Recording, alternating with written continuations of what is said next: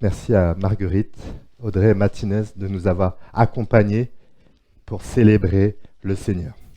Donc on va passer maintenant au temps de la prédication. Alors peut-être préciser pour nos visiteurs, ça fait quelques semaines que nous parcourons la première moitié de l'évangile de Marc. Donc c'est du chapitre 1 au chapitre 8. Et nous avons cherché à nous poser cette question, qui est donc Jésus ? Et aujourd'hui, c'est la fin du chapitre 8, donc c'est la grande conclusion. Qui est donc Jésus ? Et peut-être que parmi nous, toi, peut-être tu te dis, moi je connais déjà la réponse, je connais déjà qui est Jésus. Quelle perte de temps ! Quelle perte de temps ! Tout c'est moi. Alors ce matin, on va voir justement quelqu'un qui, à cette question-là, va donner la bonne réponse. 20 sur 20, c'est super. Mais malgré sa bonne réponse, Jésus va aller encore plus loin et va l'interpeller, mais vraiment fortement. Vraiment fortement. C'est ce qu'on va voir dans quelques instants. Donc attention à toi alors. Attention à toi qui connais déjà bien la réponse à cette question. Peut-être qu'au contraire, quelqu'un parmi nous se dit « Ah, moi, ça m'intéresserait de savoir qui est Jésus en fait. » Peut-être. Et tu n'es pas le seul en France à être intéressé à cela. J'ai essayé de faire une petite recherche sur la meilleure audience d'une émission de télé qui s'appelle Secret d'Histoire. Et si j'ai bien regardé, c'est pour l'émission pour Jésus, avec plus de 5 millions de téléspectateurs. Pour prendre un exemple, pour celle sur le général de Gaulle, il y avait moins de 3 millions. Donc, on va voir dans nos textes qui est donc Jésus intéressait beaucoup les gens à l'époque où Jésus a parcouru la planète Terre, mais ça intéresse aussi beaucoup de personnes aujourd'hui, en 2023. Et une fois que le disciple de Jésus commence à comprendre qui est Jésus, il va pouvoir le suivre. Et ça, c'est les thèmes des chapitres 9 à 16. On aurait pu faire une deuxième partie, suivre Jésus, mais bon, on va s'arrêter là, Dieu voulant, pour l'instant, et on verra ça plus tard, selon la direction et les circonstances. Alors aujourd'hui, on va continuer là où on s'est arrêté avec Pierre la semaine dernière, pour ceux qui étaient là. Donc on est allé jusqu'au verset 21 avec Pierre, et aujourd'hui, donc on va lire le chapitre 8, toujours, versets 22 à 38. On va essayer de répondre à cette question, qui est donc Jésus ? Et on a la réponse là. On va voir l'identité de Jésus-Christ. Alors le texte, on va le voir sous 4 facettes, cette identité. D'abord, des versets 22 à 26, une identité plaisante, puis des versets 27 à 30, une identité intrigante, dans le sens qui suscite la curiosité, puis des versets 31 à 33, une identité choquante. Choquante. Et pour terminer, des versets 34 à 38, une identité conséquente. Parce que quand on a vraiment, vraiment compris qui est Jésus, ça a des conséquences marquantes sur notre vie quotidienne et sur notre être intérieur. Si je peux vous inviter à la prière pour commencer. Seigneur, merci de te connaître, on vient de chanter ça, il n'y a rien de meilleur, Seigneur. C'est ce que nous avons chanté avec force, Seigneur, et nous voulons prier que nous puissions te connaître encore mieux, Seigneur. Fais-nous la grâce, pour ceux qui te connaissent déjà, de ne pas nous contenter de ce qu'on sait sur toi, Seigneur, et d'avoir Paul, comme on vient de chanter, vouloir encore plus, Seigneur, de toi. Révèle-toi à nous, Seigneur. Et on prie aussi pour ceux peut-être qui sont en chemin encore parmi nous, qui connaissent théoriquement des choses sur toi, que par ta parole, tu puisses rentrer au plus profond de leur cœur, Seigneur. Car ta parole est vivante et efficace. Elle pénètre jusqu'au plus profond de l'être. Sois avec nous pendant ces instants, Seigneur, par ton esprit. Accompagne-nous et ouvre nos cœurs. Amen. Donc, on commence à partir du verset 22, une identité plaisante. Donc, chapitre 8, versets 22 à 26. Je vais faire la lecture. Ils arrivèrent à Bethsaïda, donc Jésus et ses disciples. On amena un aveugle à Jésus et on le supplia de le toucher. Jésus prit l'aveugle par la main et le conduisit hors du village. Puis il lui mouilla les yeux avec sa salive, lui imposa les mains et lui demanda « Est-ce que tu vois quelque chose ?» L'aveugle regarda et répondit, « J'aperçois des hommes, mais je les vois comme des arbres qui marchent. » Jésus posa de nouveau ses mains sur les yeux de l'aveugle. Alors celui-ci vit clair, il était guéri et voyait tout distinctement. Jésus le renvoya chez lui en le disant, « Ne rentre pas dans le village. » Alors là, on voit une facette de Jésus qui est assez plaisante, avec laquelle on peut être à l'aise, quoi. Beaucoup d'entre nous peuvent être à l'aise. Jésus qui vient délivrer, Jésus qui vient guérir.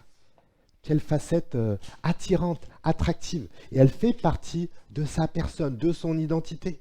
Une personne aveugle est amenée par ses amis auprès de Jésus. Ils le supplient. Ils supplient parce qu'ils ont entendu parler de lui. Ils savent que Jésus est capable de faire des choses grandioses. Ils savent que Jésus a de la bienveillance pour nos difficultés. Rien que la semaine dernière, avec Pierre, on a vu 3 situations où Jésus agit comme nous venons de le voir. Et on voit un peu Jésus qui agit quand même de manière spéciale, originale. Et comme on l'avait dit la semaine dernière, Jésus n'agit pas toujours de la même manière.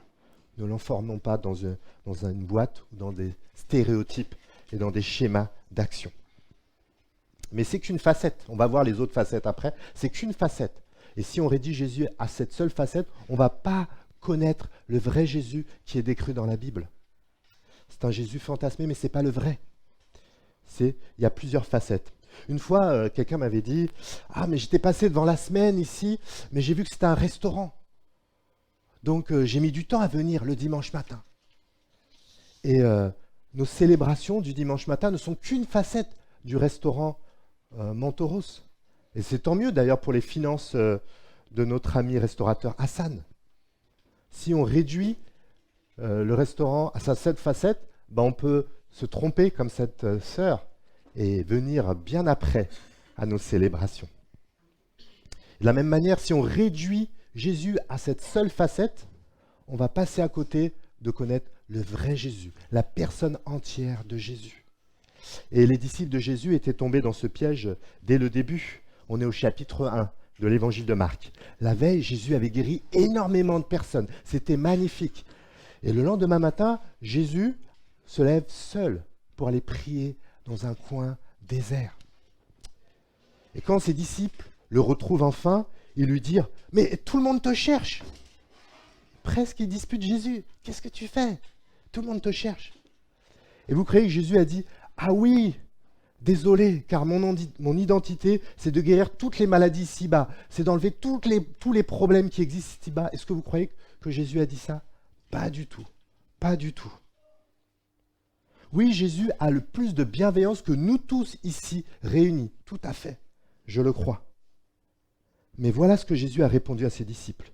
« Allons ailleurs, dans les villages voisins. Il faut que j'y apporte aussi mon message, car c'est pour cela que je suis venu. » L'identité de Jésus. Ne pas réduire à une seule des facettes que nous allons voir ce matin. Et si un jour on t'a dit que Jésus est venu pour que tu n'aies plus de problèmes ici-bas, on t'a menti. On t'a menti. C'est un mensonge. C'est un mensonge. Jésus est venu pour partager un message complet qui va nous dévoiler son identité entière. Entière. On va voir ça plus précisément. Une identité intrigante à partir du verset 27, dans le sens qui suscite la curiosité. Toujours Marc au chapitre 8, verset 27. Jésus s'en alla, accompagné de ses disciples, et se rendit dans les villages autour de Césarée de Philippe. En chemin, il interrogea ses disciples. « Que disent les gens à mon sujet ? Qui suis-je d'après eux ?» Ils lui répondirent. « Pour les uns, tu es Jean-Baptiste, pour d'autres Élie, et pour d'autres encore l'un des prophètes. » Alors il leur demanda. « Et vous, qui dites-vous que je suis ?» Pierre lui répondit. « Tu es le Messie. » Il leur ordonna de ne le dire à personne. Donc Jésus demande à ses disciples, mais pour les gens de la région, qui suis-je ? Qui suis-je ? Voilà, et ce n'est pas une question juste de popularité, comme si le maire de notre ville, Brice Rabas, demandait aux 55 000 Chélois leur opinion sur lui. Non, non, non. En fait, les gens d'eux-mêmes, les personnes d'eux-mêmes se posaient déjà des questions. Au chapitre 4, lorsque Jésus a fait un acte merveilleux, mystérieux aussi, mais merveilleux, ses disciples se posent cette question à la fin du chapitre 4, mais qui est donc cet homme? Au chapitre 6 aussi, au milieu du chapitre 6, Hérode, qui gouvernait, qui était le roi des Juifs, comme on dit, voulait savoir, mais qui était Jésus, finalement? Donc il y a cette curiosité.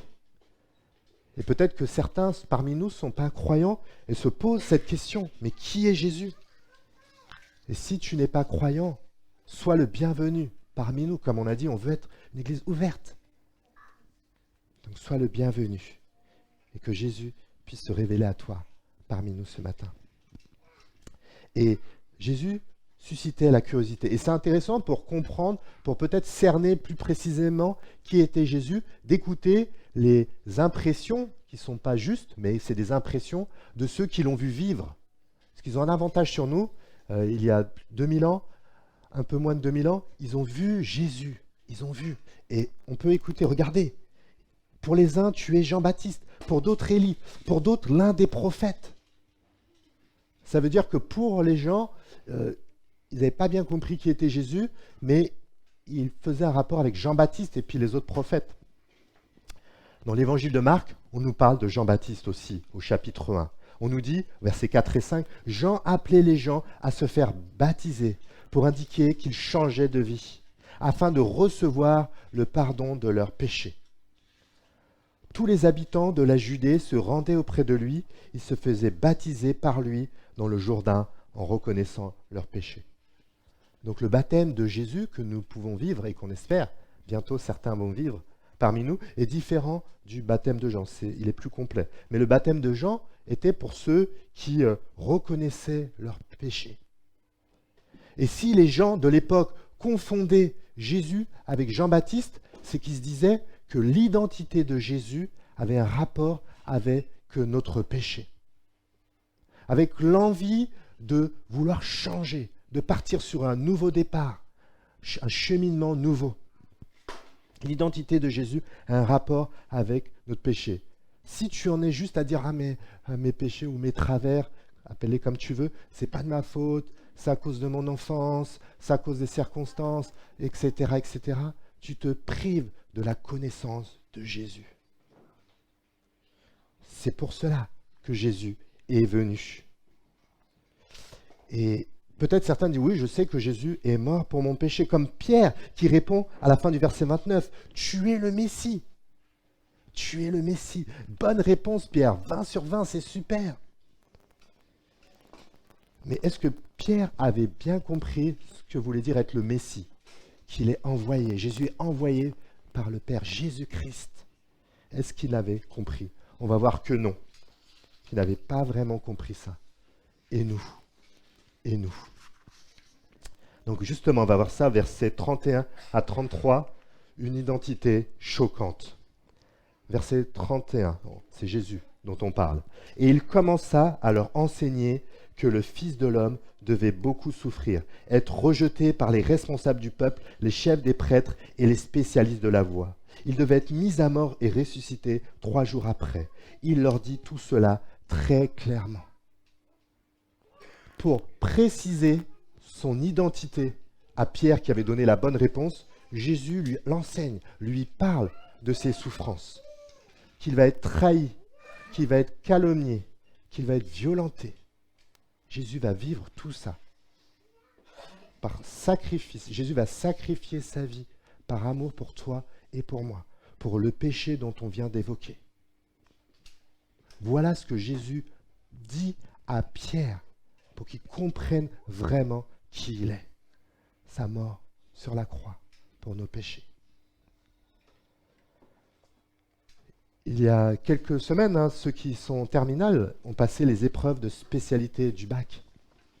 Et voilà, et certains jeunes de l'église les ont passés. Donc certains très bien passés. Et certains, il n'y a pas que les terminales qui passent le bac, certains, une sœur aussi m'a dit hier que vendredi elle a passé un partiel. Donc il y a aussi d'autres qui ont des examens. Et la pire des choses, peut-être, c'est mon opinion, ceux qui sont étudiants parmi nous diront ce qu'ils pensent peut-être plus précisément. L'une des pires des choses, on va dire plutôt, quand on passe un examen, c'est de faire un hors-sujet. Un hors-sujet. Et Jésus est en train de nous dire quelque part que si on veut parler vraiment de son identité complète, si on ne parle pas directement ou indirectement de sa mort sur la croix, on fait un hors-sujet. Si on veut célébrer Jésus par nos chants et le réunir et parler de Jésus, même dans son enseignement, dans sa prédication, si on veut révéler Jésus de manière complète, et on ne parle pas indirectement ou directement de sa mort sur la croix, Jésus nous dit qu'on fait un hors-sujet. Et ces propos choquent Pierre, peut-être toi aussi, tu es choqué par cette centralité de ce que Jésus a fait à la croix pour nous. Et on voit à la fin du verset 32, alors Pierre le prit à part et se mit à lui faire des reproches. Des reproches. Il est en train de, on va dire poliment, disputer Jésus. Parce qu'il parle de ça. Ça le choque. Parce que dans nos raisonnements humains, on se dit, non, c'est pas très positif de parler de ça. Il vaut mieux parler d'autre chose pour que les gens puissent vraiment venir à Jésus. Parce que l'idée que pour venir à Jésus, il faut être sincère et il faut chercher à s'améliorer. Et ça, c'est en nous-mêmes, on va réussir à venir à Jésus. Mais Jésus, non, ça c'est des raisonnements peut-être religieux, humains, en disant que peut-être que si je fais des bonnes actions, peut-être que Dieu va m'admettre pour l'éternité dans sa famille. C'est des raisonnements humains. Mais ce n'est pas la pensée de Dieu. Et Jésus répond à Pierre, verset 33, « Mais Jésus se retourna, regarda ses disciples et reprit Pierre sévèrement. « Arrête, Satan, éloigne-toi de moi, car tes pensées ne sont pas celles de Dieu, ce sont des pensées toutes humaines. » Non. Là, c'est important. C'est important, ce que dit Jésus. Et il reprend, le texte nous dit sévèrement. Sévèrement, c'est crucial. Si on est choqué par sa mort à la croix, alors que c'est pour ça qu'il est venu, le Messie, l'envoyé de Dieu, Jésus-Christ. Peut-être que pour nous, les humains, on pense que les plus gros problèmes sur la terre, et sûrement on pense ça, c'est la mort, la maladie, les injustices, le manque d'amour entre les gens. Et ce sont des problèmes graves. Mais ce sont des conséquences dramatiques du problème fondamental de l'humanité. Et c'est le péché. Le péché entache chacun de nos cœurs. Le péché, plus que ça, est une manifestation de notre rébellion par rapport à Dieu. C'est-à-dire que instinctivement, on veut faire ce qu'on veut et pas ce que Dieu veut. Le péché nous entraîne à une juste punition par rapport à Dieu. Et face à ça, la solution, c'est pas vouloir faire des efforts, être meilleur, etc. C'est Jésus-Christ. C'est pour ça qu'il est venu. C'est pour ça qu'il a sacrifié sa vie pour nous, comme nous l'avons déjà chanté. Il n'avait pas besoin de nous, Jésus-Christ. Il n'avait absolument pas besoin de nous. Il est venu pour nous délivrer. Ésaïe 53, versets 5 et 6. C'est pour nos péchés qu'il a été percé. C'est pour nos fautes qu'il a été brisé. Le châtiment qui nous donne la paix est retombé sur lui. Et c'est par ses blessures que nous sommes guéris. Nous étions tous errants, pareils à des brebis. Chacun de nous allait par son propre chemin. L'Éternel a fait retomber sur lui les fautes de nous tous. Jésus-Christ, notre Sauveur, a sacrifié sa vie pour nous, comme on l'a chanté tout à l'heure.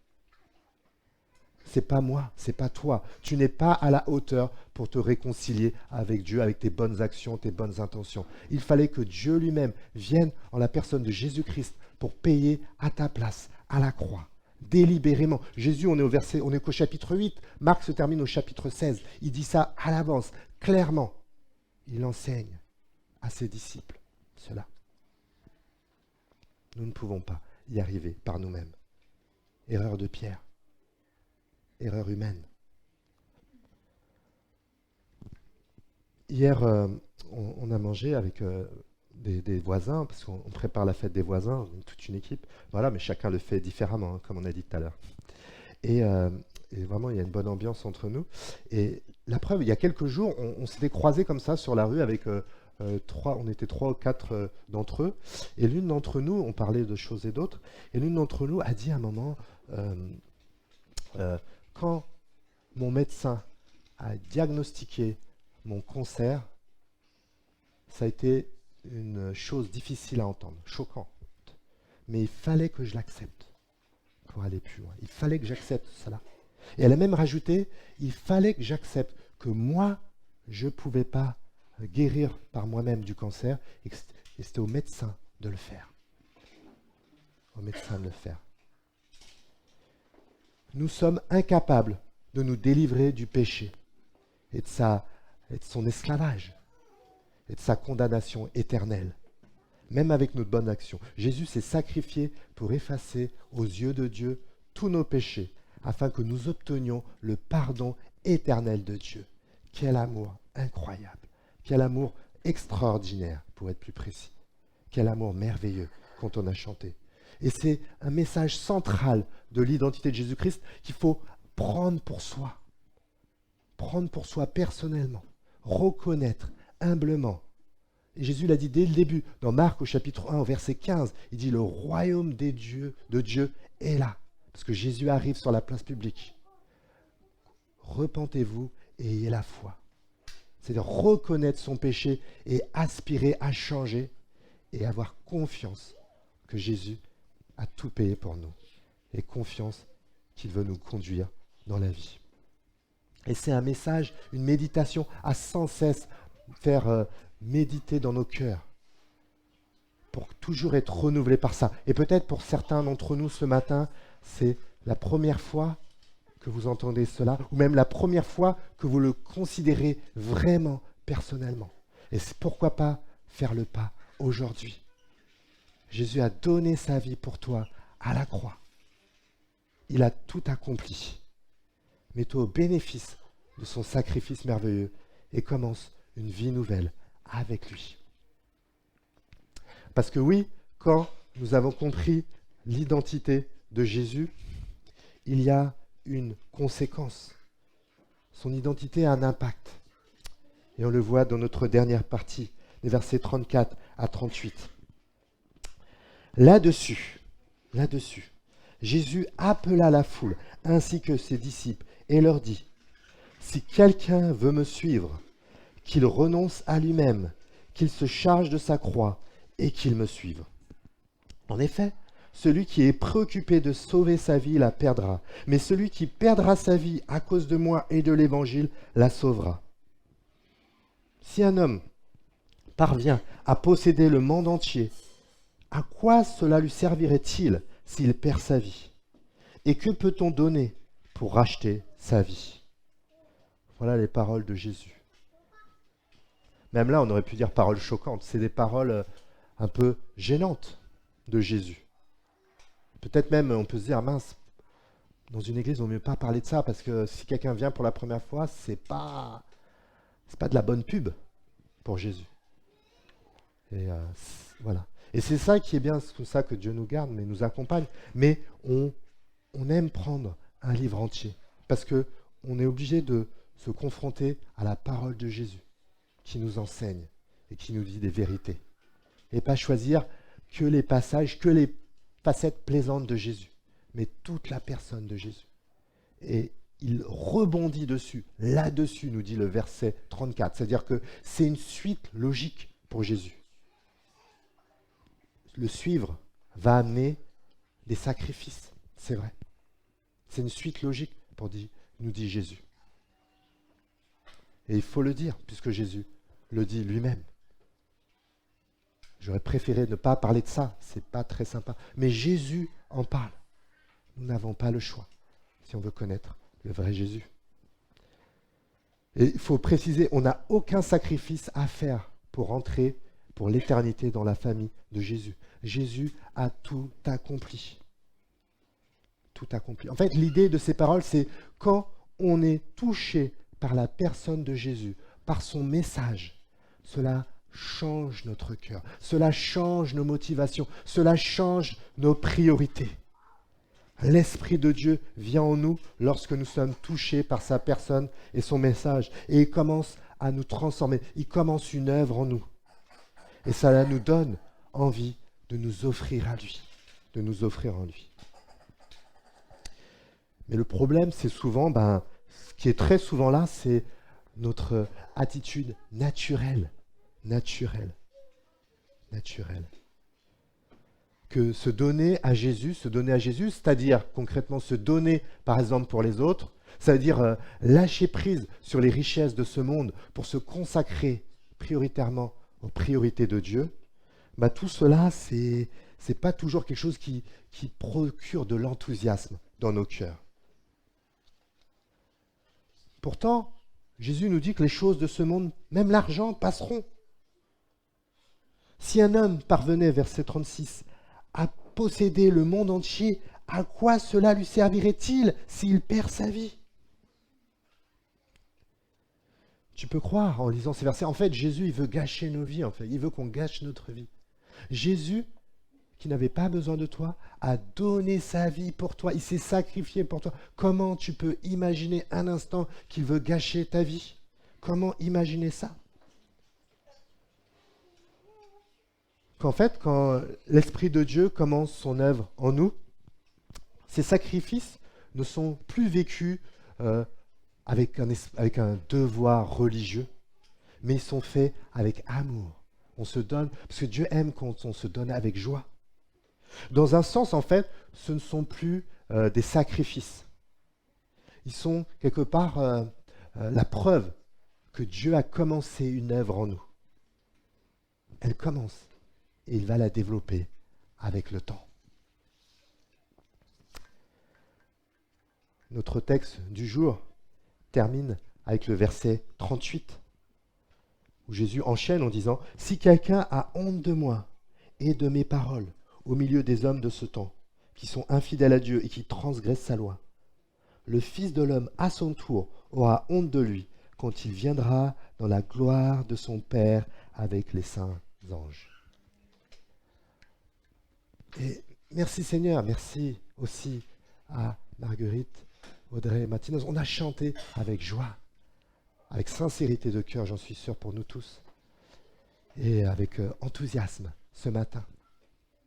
Mais est-ce que on va pouvoir avoir cette même foi, être capable d'afficher notre foi aussi, si l'occasion s'y prête, en cours pour les jeunes, ou au travail, ou dans notre quartier?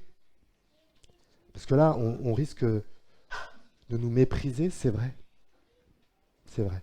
Mais Jésus aussi a connu le mépris parfois. Et ça peut nous encourager à persévérer pour présenter notre foi si l'occasion se prête. Jésus est notre référence. Le verset 38 nous dit qu'il reviendra dans la gloire avec les saints anges. Jésus reviendra. C'est une part importante de notre foi, de ce que nous croyons en tant que chrétiens. Tout ici-bas aura une fin. Et on verra que toutes les choses que nous avons mis en priorité ont été mises à la mauvaise place. Jésus va revenir dans sa gloire. Il sera élevé aux yeux de tous. Et le moment là où il viendra, quelle tristesse infinie. Infinie pour ceux qui ne l'auront pas connu. Vous comprenez pourquoi Dieu nous appelle à être une église ouverte sur les autres. Quelle tristesse infinie. Mais quel avenir glorieux pour tous ceux qui auront connu Jésus, pour ses disciples, quand il reviendra dans la gloire du Père avec ses saints anges. Quel avenir glorieux.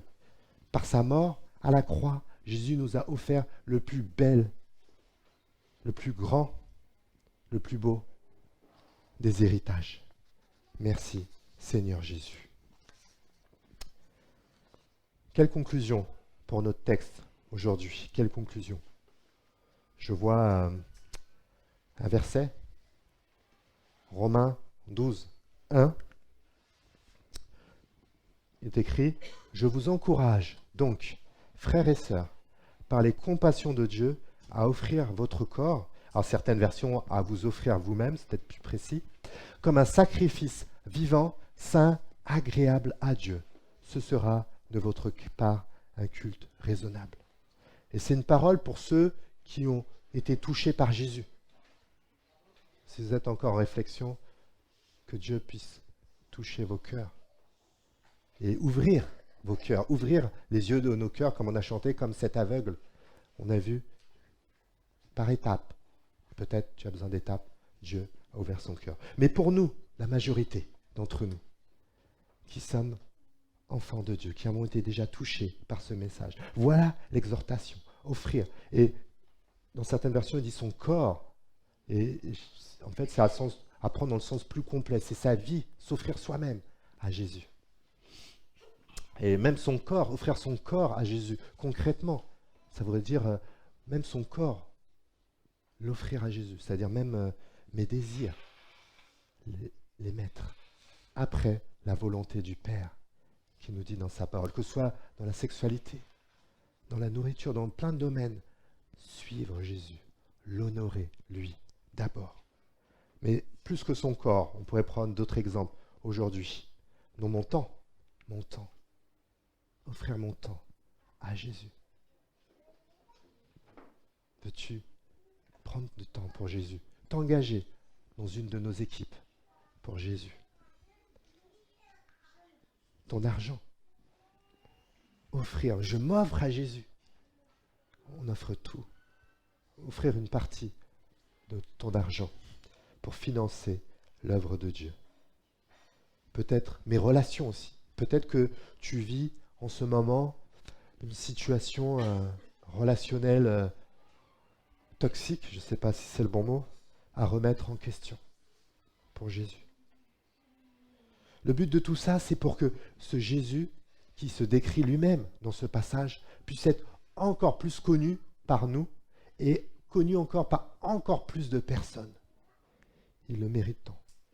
Et les engagements dans ces domaines et d'autres auxquels Jésus nous appelle varieront selon nos situations de vie qui sont différentes, mais il y a de la place pour tout le monde. On peut se voir pour en discuter. Ce ne sont pas des sacrifices pour obtenir le salut de Dieu, comme on l'a déjà dit, et sûrement pas non plus pour que Dieu nous donne des choses en retour, comme si on payait Dieu par des sacrifices. Il est notre employé pour qu'il nous bénisse, parce que j'ai fait ça pour Dieu. Non, ce n'est pas du tout ça. En fait, le verset de Romains 12 termine par le mot raisonnable. En fait, c'est des actes d'amour raisonnables, je ne sais pas si c'est logique, naturels, en réponse à l'acte d'amour merveilleux que Jésus-Christ a accompli à la croix pour nous. Prions. Seigneur Jésus, merci pour ton amour à la croix. Merci parce que tu l'as fait par amour pour nous, tu t'es donné, Seigneur. Toi, tu n'avais rien à te reprocher, tu étais le seul homme parfait qui ait vécu dans l'histoire de l'humanité, mais tu as payé pour nous. Quel amour merveilleux, comme on a chanté tout à l'heure. Merci, Seigneur Jésus. Et c'est ce même amour qui remplit ton cœur, si j'ose dire aujourd'hui, Seigneur, quand tu veux nous accompagner, Seigneur, et tu veux nous diriger, Seigneur. Que ton esprit bouleverse nos cœurs par cet amour, Seigneur. Et que nous puissions, Seigneur, être nous-mêmes comme une offrande. Nous t'offrons nos vies, Seigneur, par amour, Seigneur. Utilise-les, Seigneur, pour ta gloire, Seigneur, et pour bénir autour de nous, Seigneur. Merci pour cet amour, merci pour ton esprit, et merci pour l'œuvre que tu as commencée dans nos cœurs, Seigneur. Et on veut te prier pour ceux qui ne te connaissent pas encore, Seigneur, parmi nous, ou qu'en théorie, comme Pierre, Seigneur, que ton esprit puisse toucher leur cœur, Seigneur. Que ce que tu as fait à la croix pour eux, Seigneur, puisse les toucher, Seigneur. Et qu'ils puissent avoir envie de se donner à toi par ton esprit qui agit en eux, Seigneur. Amen.